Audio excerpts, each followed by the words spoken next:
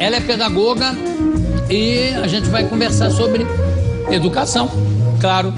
Patrícia Conder Lins Silva, venha pra cá.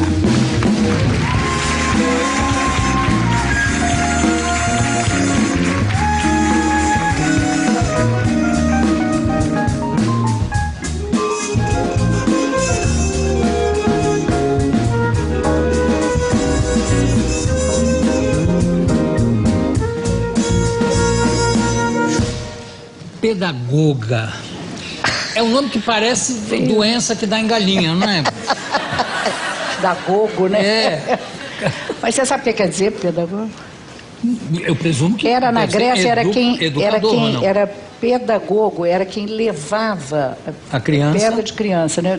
Quem levava as crianças para um lugar onde eles iam estudar alguma coisa, né? E onde os efebos iam ser traçados pelos filósofos. Academia. Naquele tempo, não é? Sim, claro que naquele tempo. Isso acontecia. Mas estou aqui até um pouco aflita, né? Porque depois do brilho do Fabrício e da beleza da Tayla, chega a pedagoga. Mas a pedagoga que une... Chega a pedagoga. Une a beleza, a inteligência. Ai, que bom, né? Gostei. Isso aqui é a frase para conquistar mesmo de cara. Você está lançando Inteligência se Aprende. Complicado. Escola, né? Inteligência, eu adorei esse título. Agora, a inteligência se aprende ou se estimula? Ah, que bom. Olha que sabido você. Ótimo. É. Olha só, inteligência se aprende sim também. Ela se estimula, né? Mas se aprende. Eu acho que a gente costuma-se atribuir quantidade à inteligência, né? A gente fala, fulano é inteligente, muito inteligente, menos inteligente, muito inteligente, e até com o antônimo, né? É burro, né? Como se houvesse um momento não inteligente. Mas inteligência é uma característica da espécie humana. De ler dentro de si, de nascer inteligente. Nós nascemos com essa característica. A gente nasce com 2 braços, 2 pernas, 2 olhos. Mas o que quer dizer inteligente? Isso quer dizer a etimologia da palavra. Todo mundo pode aprender. Todo mundo pode aprender, porque você tem que entender inteligência como capacidade de aprender. Não? Então, todo mundo pode aprender, tem a capacidade. Existe pouquíssima influência genética, pouquíssima determinação genética. Depende depende do meio. Então, quando você disse para mim, estimula, eu adorei, porque é isso. O meio é estimulante de uma capacidade que todo mundo tem. Nós temos, esse programa aqui está recheado de inteligência, né? Nas 2 primeiras entrevistas, a Tayla, o Fabrício já deram demonstrações de inteligência, vamos dizer. Agora, quando eu falo em estimular, é o seguinte: se você tem coisas que já aconteceram até comigo, eu já tive professores de matemática que eram excelentes e eu era bom aluno de matemática. E a maioria dos professores de matemática que eu tive eram péssimos. Aí eu era péssimo em matemática, porque eles não me estimulavam. Eu tinha a capacidade de aprender aquilo, mas não era estimulado porque era um professor... Aliás, às vezes o professor de matemática tem isso de querer guardar aquele mistério, porque ele detém o poder, se ele sabe a fórmula e você não sabe, sei lá. Então, quer dizer, quando eu falo em estímulo, existe um caminho nesse sentido de linhas de ensino que... Existe, certamente. Certamente, como é que você encara... Tudo parte, acho, de uma pergunta. Como é que as pessoas aprendem alguma coisa?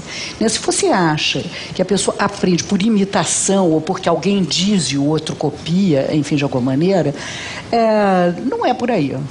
Porque, olha só, tudo o que a gente fala...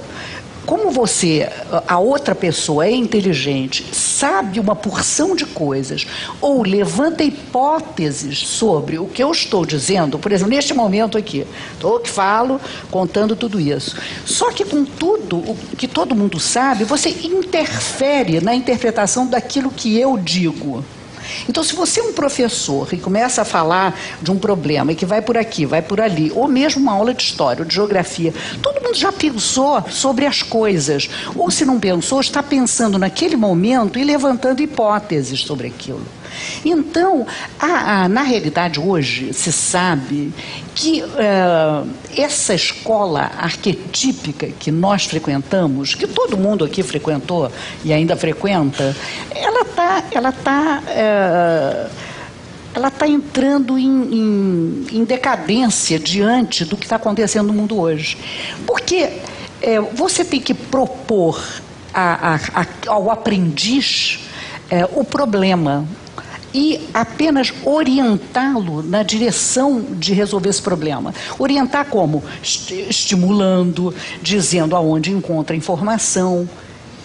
Você imagina, Jô, uma criança hoje, que nasce hoje, ela nasce com essa tecnologia. A escola não reconhece essa tecnologia. Ela até botou laboratórios de informática. Eu acho isso tudo inteiramente uma bobagem. Como se fosse... Não, como se você mudasse apenas a ferramenta. Tira o lápis, o papel e bota o computador. Não é por aí. Você muda paradigma. Tem que mudar paradigma, porque o mundo está mudando paradigmaticamente. Agora, hoje em dia também se fala muito assim, mudar paradigma. Mas mudar paradigma é uma coisa muito difícil. Galileu quase foi para a fogueira, né? De mudar paradigma.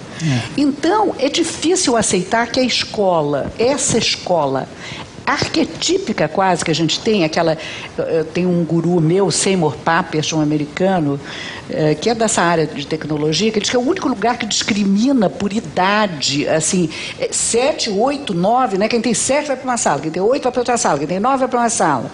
E fica todo mundo desesperado. O de 8 misturou com o de 9. O de 9 com o de 7.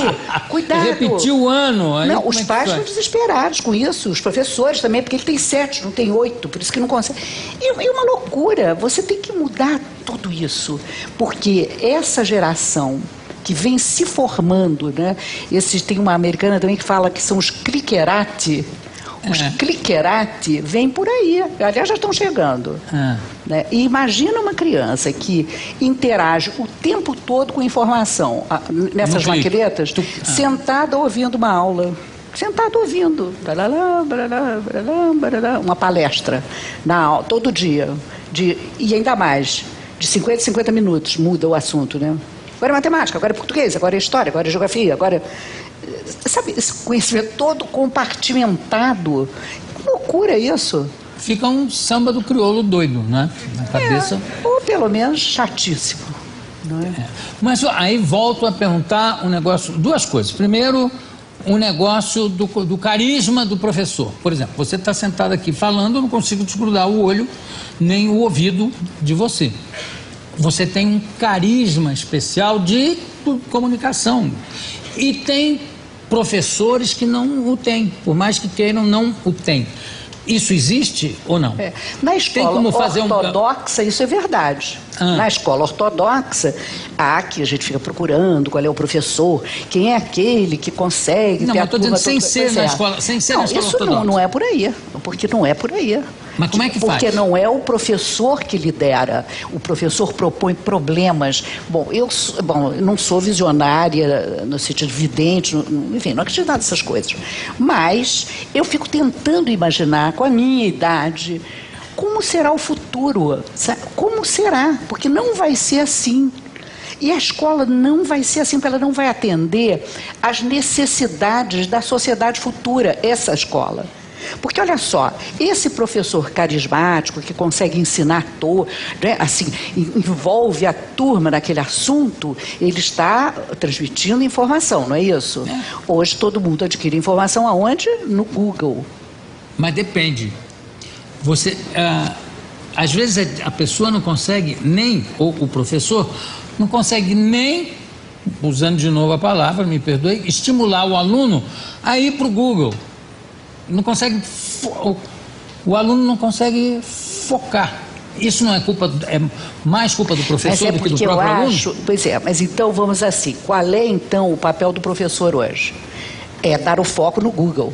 Porque eu não preciso mais decorar eu não preciso mais, esse conteudismo, eu não preciso mais. O que eu preciso é lidar com o conteúdo a que eu tenho acesso no Google. Então, eu vou te fazer a segunda pergunta, que seria o seguinte. Eu costumo diferenciar erudição de cultura. Eu costumo dizer que erudição é o decoreba, que blá, blá, blá, que é uma coisa meio mefistofélica, né? Que o demônio sabe tudo, mas não usa de tudo que ele sabe para nada. E a cultura, que é a assimilação da informação. Você vê essa diferença? Porque você sabe quando você está conversando com uma pessoa que é chata, inclusive porque ela não conseguiu filtrar nada do que viu, não é nem leu, do que viu na vida. E tem um sujeito que viu muito menos, leu muito menos, mas consegue transformar isso. A gente fala isso, Jô, que é exatamente o que importa é a relação que você faz entre os saberes, entre as coisas que você aprende.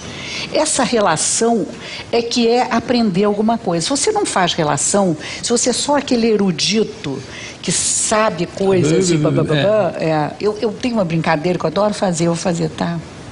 Que é assim, eu sei todos os afluentes da margem direita do Rio Amazonas. Eu adoro fazer essa graça. Qualquer lugar que eu vou, eu faço, se eu puder. Faz, por favor. Jari, Javari, Juruá, Purus, Tefé, Madeira, Tapajós, Xingu e Tocantins, que não é afluente, mas é depois, entendeu? Que era assim que eu decorei. E aí, o que isso me adianta? Me conta. Nada, só para fazer essa graça. Tem viajado para lá? Não, né? Não, nunca fui. Acho que nem lá adianta. Não conheço, sei nada. Eu só sei dizer isso. E agora, por que não me disseram assim, por que tem tantos na margem direita e poucos na esquerda? Acho que tem um negro e mais um ou dois, né? Na parte de cima. E embaixo tem vários. Realmente eu não faço uma mas mais olha só, ideia. será que é uma questão de relevo? Por que tem tanto? Pelo menos fazer uma coisa mais inteligente, olha, né? E você tem que decorar. Não precisa decorar, não precisa, tá no Google. Só a única coisa que eu decorei assim são os planetas. Só. Você sabe tudo? Sei, Mercúrio, Vênus, Terra, Marte, Júpiter, Saturno, Urano, Netuno e Plutão. Plutão que já não é mais. Já não é mais, né? Agora, há 25 anos que você está na Escola Parque. Isso. Né? Todo mundo fala em construtivismo, uma palavra que está muito na moda, né? Claro que todo mundo aqui sabe o que é construtivismo. O que é o construtivismo, afinal? Nesse contexto, evidentemente. Eu sempre digo que eu acho que construtivismo, que é uma coisa que realmente está na moda, é a palavra que todo mundo... Você pergunta em qualquer escola, qualquer uma que você vá, bate, vão dizer que você é construtivista. E que eles são construtivistas. Mesmo que não seja, tem milhões de construtivismos, é uma coisa complicada. Agora, eu gosto de dizer que é uma visão de mundo. Não é um método, é uma visão de mundo. É uma visão que vê o aprendiz, que vê a inteligência do aprendiz. É essa que não vai despejar conteúdo em quem vem aprender. Eu parto do princípio, e eu acho o construtivista parte do princípio, de que todo mundo deseja aprender. Não tem nada a ver com a aprendizagem escolar. Mas todo mundo gosta de aprender, todo mundo, todo mundo. É interessantíssimo, a gente gosta, o homem, a humanidade é curiosa, né? A espécie é curiosa. Graças a Deus. Né? Então, o construtivismo acolhe a curiosidade, né? Porque se você pensar uma escola ortodoxa, aquela que eu frequentei, você frequentou e todo mundo aqui frequentou, ela costuma acabar com a curiosidade, ela costuma inibir a curiosidade. Ao contrário, exatamente. Inibir. E ela diz assim para você, não, isso aqui só vai aprender o ano que vem. Você faz uma pergunta, não, isso aqui é do ano que vem, tá?